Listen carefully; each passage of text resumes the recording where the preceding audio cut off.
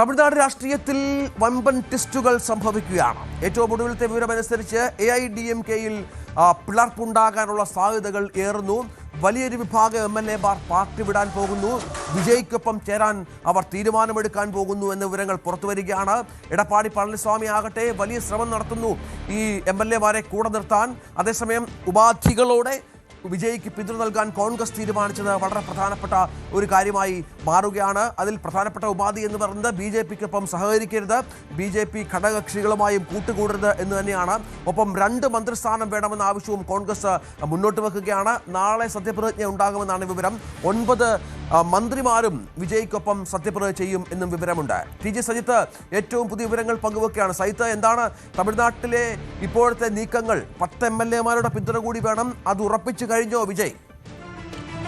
നാളെ സത്യപ്രതിജ്ഞ, നാളെ രാവിലെ 11:30 സത്യപ്രതിജ്ഞ. ഇതിനുള്ള നീക്കത്തിലാണ് വിജയ് ഒരുങ്ങുന്നത്. വിജയ് തമിഴകത്തിന്റെ പുതിയ മുഖ്യമന്ത്രിയായി സത്യപ്രതിജ്ഞ ചെയ്യുന്നു.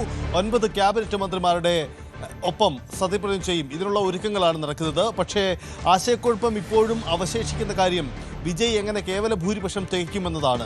കോൺഗ്രസിന്റെ പിന്തുണ കിട്ടുമെന്ന് ഏറെക്കുറെ ഉറപ്പായി കഴിഞ്ഞു. കോൺഗ്രസിന്റെ നിബന്ധന ഇതാണ്: BJP-യുടെ പിന്തുണ തേടരുത്, BJP ഘടകകക്ഷികളുമായി NDA ഘടകകക്ഷികളിലെ ഒരു കക്ഷിയുമായുള്ള പിന്തുണ തേടരുത്, ഒപ്പം തന്നെ ഒരു മതേതര ബദലായി ഉറച്ചു നിൽക്കണം. ഇങ്ങനെയുള്ള നിബന്ധനകൾ മുന്നോട്ട് വയ്ക്കുന്നു. ഒപ്പം 2 മന്ത്രിസ്ഥാനം, 2-ലധികം മന്ത്രിസ്ഥാനം എന്ന ആവശ്യവും മുന്നോട്ട് വയ്ക്കുന്നുണ്ട്. ഈ നിലപാടിലൂടെയാണ് കോൺഗ്രസിന്റെ പിന്തുണയ്ക്ക് ധാരണ ഉണ്ടാവുന്നത്.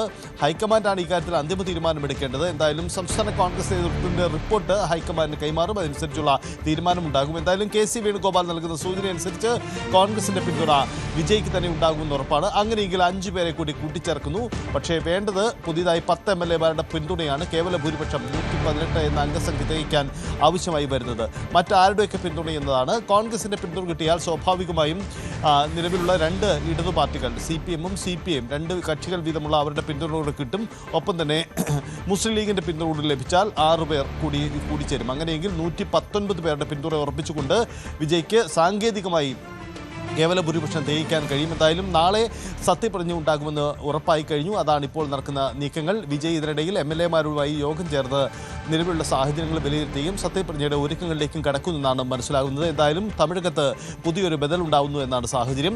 ഇതിനിടയിൽ മറ്റൊരു സാഹചര്യം കൂടി ഉയർത്തിരിഞ്ഞു വരുന്നത് AIDMK-യിലാണ്. തെരഞ്ഞെടുപ്പ് തോൽവിക്ക് പിന്നാലെ AIDMK-യുടെ ഒരു കൂട്ടത്തോളം MLA-മാർ പാർട്ടി വിടാൻ തയ്യാറെടുക്കുന്നതായ റിപ്പോർട്ടുകൾ പുറത്തു വരുന്നുണ്ട്. അതേസമയം ഇവരെ പിടിച്ചു നിർത്താൻ നീക്കം നടത്തുന്നുണ്ട്. ഇവർ പാർട്ടി വിട്ട് പുതിയൊരു രാഷ്ട്രീയ നീക്കം പ്രഖ്യാപിച്ചാൽ അവർക്ക്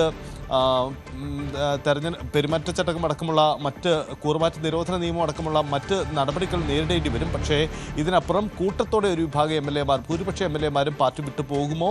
അങ്ങനെ പോയാൽ ആ കൂറുമാറ്റ നിരോധന നിയമം ബാധകമാവില്ല. അങ്ങനെയെങ്കിൽ അവർ വിജയപക്ഷത്തേക്ക് ചേരുമോ? സങ്കീർണമായ നാടകീയമായ രാഷ്ട്രീയ നീക്കങ്ങൾക്കാണ് തമിഴകം കളമൊരുങ്ങുന്നത്. എന്തായാലും നാളെ പുതിയ മുഖ്യമന്ത്രിയുടെ സത്യപ്രതിജ്ഞ നടക്കാനാണ് സാധ്യത. തീർച്ചയായും അതാണ് സാഹചര്യം.